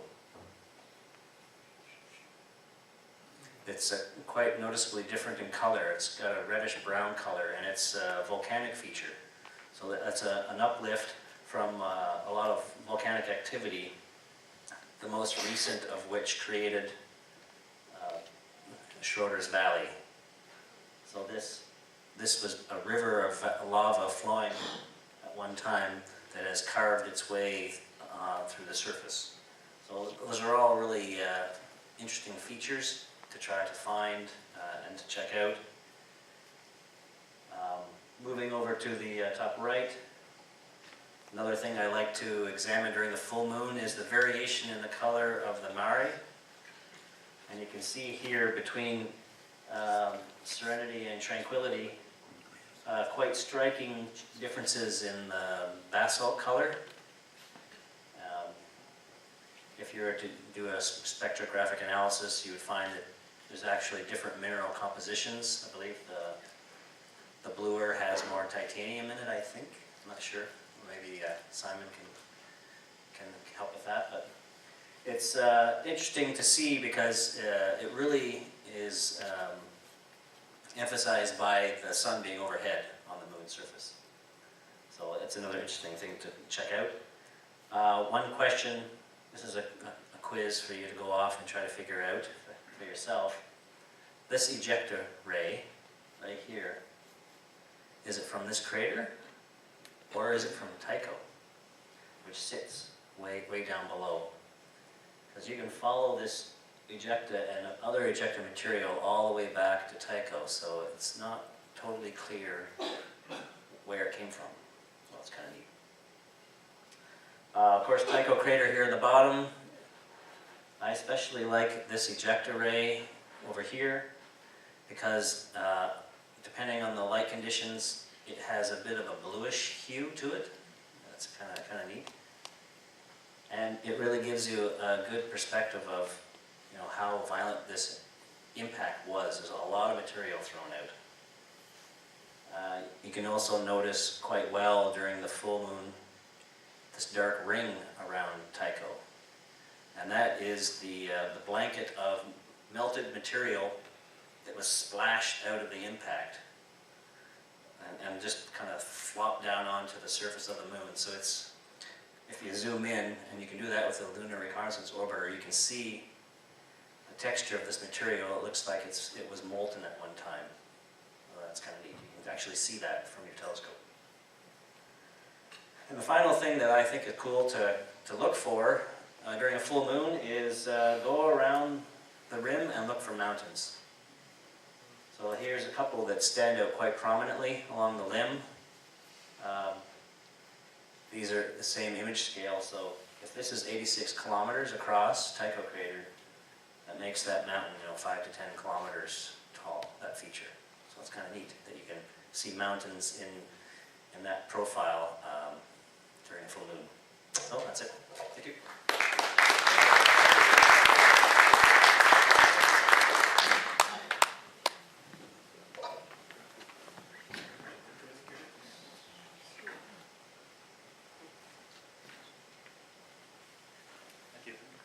So it's been a little while since I've had observations, but February was kind to me. Starting off with M67, it's an open star cluster in Cancer, I believe. This is about 2,600 to 2,900 light years away. Sorry, just checking the notes. Yeah, and it was only 2 5-minute subs. Just a quick test of my gear that night. Next is the Leo triplet, about 35 million light years away. This is about an hour and 15 minutes of total exposures, of 5 15-minute frames, including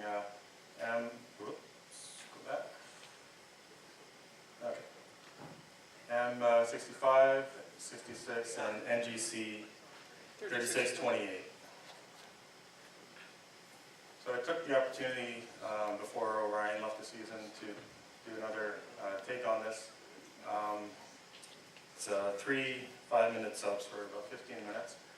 But what was interesting is when I compared it with last year's, I observed a couple of features that just really popped out. And if this will play, is it GIF? There we go. There's a couple of variable stars here and here. So, this is taken almost exactly a year apart. And I went online and checked the databases, like Sinbad in particular, and identified the stars. So, V NR Ori's, the first one that I identified, it's an irregular variable star. It's probably a young, low-mass dwarf, and amongst the bibliography, I found references to it as a flame star, or a flare star rather. And these can flare up dramatically in just a matter of minutes to hours. And this one I noticed later while looking more closely. Orion actually contains quite an abundance of variable stars, and a lot of them are categorized as Orion-type variables. So, while I don't go out of my way to spot variables, I know a few do take measurements of them. When they pop out like this, I thought it was quite noteworthy. Yeah. Okay. And this was a 3-day-old moon, just last February 18th. I noticed really nice earth shine, so I tried to capture the visual experience in a high dynamic range picture. This is a composite of 7 different exposures and then superimposed on one as a background there. So, yeah, thank you.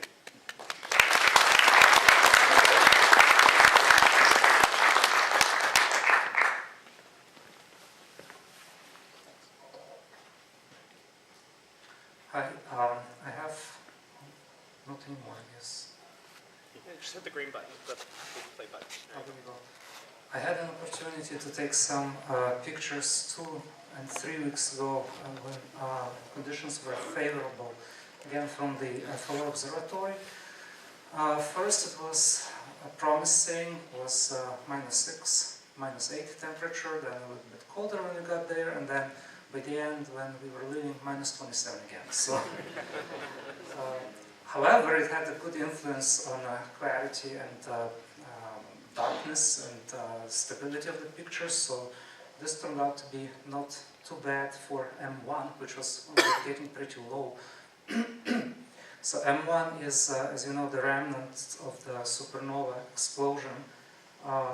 It's a nebula consisting with all the debris which were left from the explosion, with a fearsome 21-kilometer diameter pulsar in the middle, rotating at a crazy speed, 30 rotations per second. There is lots that was said about it in the previous observations, so I will not be getting into the details, just mention that this is an amazing object and it's widely used by many astronomers for calibration purposes, for studies and so on. The next picture is 2 weeks ago, again, FLO observatory, M82 or Cigar Galaxy. This constituted about 2 hours of exposure. What I wanted to achieve was these little traces of hydrogen gas shooting from the either side of the galaxy. As you can see, as you know, this is the edge-on galaxy. I've heard it was disturbed by some smaller galaxy passing by, so it's not really absolutely a regular form, it's a bit kind of curved. And these jets of hydrogen gas being ionized by the stars, they can be prominently seen emitting red light, especially on the Hubble pictures. This is a little bit noticeable here, but apparently it's not possible to get as clear pictures from the ground, from Earth, as Hubble can do that from the space, of course. The M101, it's a galaxy size roughly of Milky Way, and it's a beautiful object as well. The core of the galaxy is about 30 billion sun masses. The distance about 20 million light years away from our galaxy, and you can clearly see how it rotates the arms. Some objects inside that galaxy, like a nebula, I managed to run a software which does the plate solving, so it reported a few of those NGC objects. I googled some of them, and they are mostly reflection nebula, like this one, which means that the light from the stars inside is getting absorbed and reflected rather than excited and emitted, as in some cases. I believe that those are bluish ones are reflection nebula, and the reddish ones are emission nebula. It's just amazing to see that the same objects which we have in our galaxy are common all across the universe. Thank you.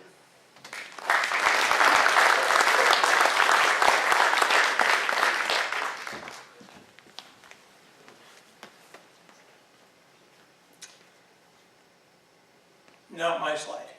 You got there's a clicker right on the Oh, I usually mess that up. big play button. There you go. I'm so forgettable, my name wasn't even added to the various menu tonight, but that's okay. Just before I get to the one eclipse slide that I'm showing tonight, on Paul Commission. Paul gave a great lecture about his great deeds in astronomy. He showed many of the great images toward the end of galaxies.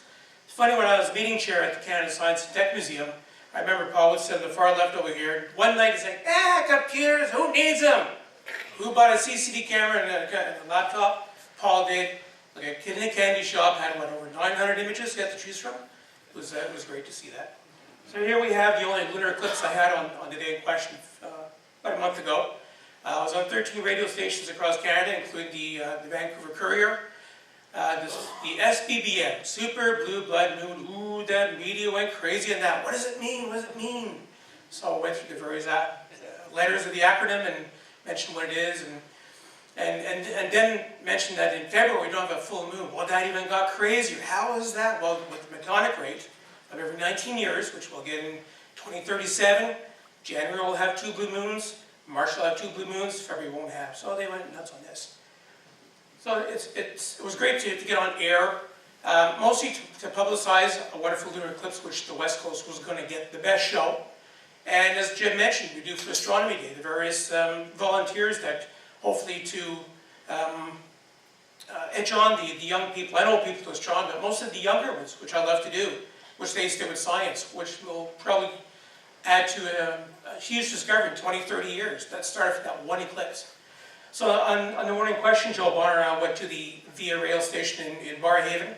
I was hoping that the moon would get lower and clearer, but unfortunately it was going through clouds, so this was the best shot that I took. Did anyone see the moon?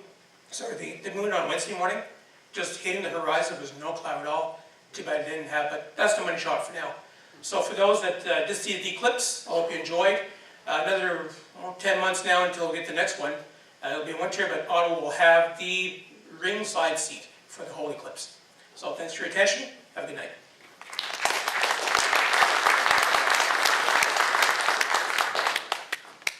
Thanks, Gary. All right, so I've got a couple images that Mike Worth's submitted to us all the way from Baja, California. So this first one is of the Plato area. So actually all his images there were taken with an 18-inch star-structured Dob with an ASI 174mm camera using a 4x Barlow lens and a red filter. So this is the Plato area. It's pretty fantastic, the resolution that he gets down there for these images. This one is Clavius and Tycho.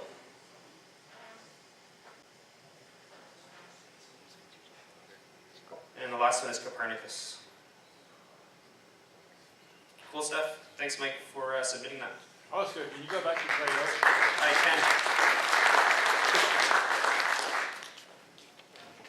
It's really important to point out that coming to the lower left from the main crater, you can see that beautiful rill. It's a valley. But if you follow it down, just before you get to the edge there, it suddenly disappears, and then it reappears again. And that clearly is evidence that that was a lava tube, where the roof has collapsed over where you can see the visible valley, but the lava tube roof is still in place where the valley appears to be interrupted. And it's incredible that he managed to pull out all that much detail in that photo. How big do you think that feature is in that width of the rill? It's kilometers across, which is huge for a lava tube. Okay. Thanks, Simon.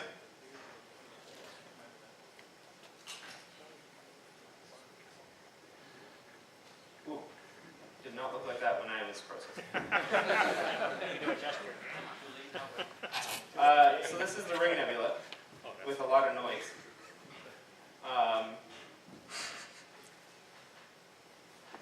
So this is about 55 minutes of data. It's taken through an 11-inch Edge HD, 1600 ISO through using a Canon 60DA. Hopefully the rest of my images don't look like garbage. We'll see. Nice pulling out that galaxy though. Yeah, so that's IC 1296. All right, yeah, projector. So this is the Crab Nebula as well. What Taras showed earlier. It's 3 hours of exposure, same scope, the 11-inch HD out of 10, 1600 ISO, Canon 60DA. What's that glow in the lower left? The glow in the lower left here. I'm not sure. Anyone know? Amplo. I think it's Amplo. It would probably show up in this image too if it was Amplo.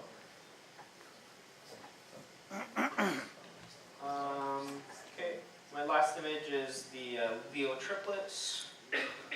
So this one's through my 80mm apochromatic at f5, Canon 60DA as well. And I picked up a couple small IC objects in there as well, IC 2745 and IC 2702.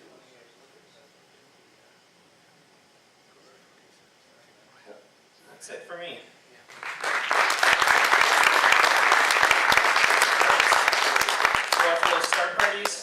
one in February was clouded out, I believe. There's one coming up on March 17th. And I'm told there's going to be beer served. Is that true, Gordon? For St. Patrick's Day? News to me.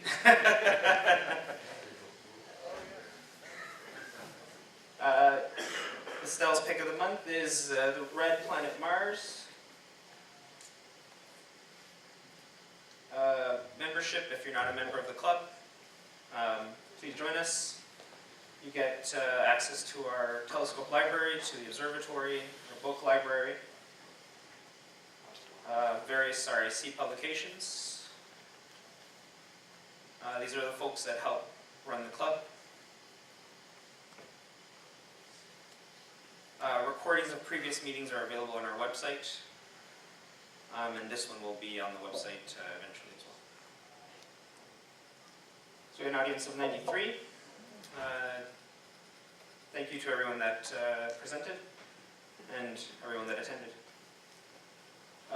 Post-meeting meeting will be at Gracie's. I called them this afternoon to confirm that there was no live band there tonight.